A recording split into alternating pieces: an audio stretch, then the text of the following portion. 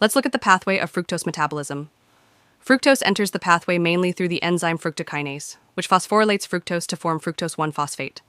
From here, the enzyme aldolase B splits fructose 1-phosphate into dihydroxyacetone, phosphate, DHAAP, and glyceraldehyde.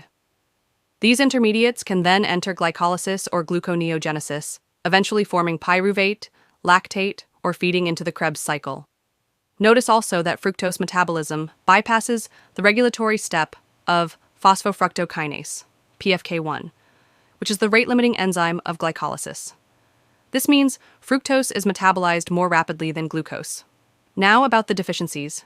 Fructokinase deficiency. This is called essential fructosuria. It's a benign condition. Since fructose cannot be phosphorylated, it accumulates in the blood and spills into the urine. Patients are usually asymptomatic, and the only finding may be reducing sugars in urine. Aldolase B deficiency. This leads to hereditary fructose intolerance, HFI. This is serious and symptomatic. Fructose 1-phosphate accumulates inside cells, trapping phosphate and depleting ATP.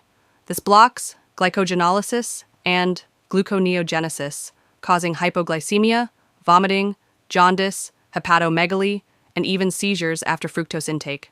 Management is strict avoidance of fructose, sucrose, and sorbitol in the diet.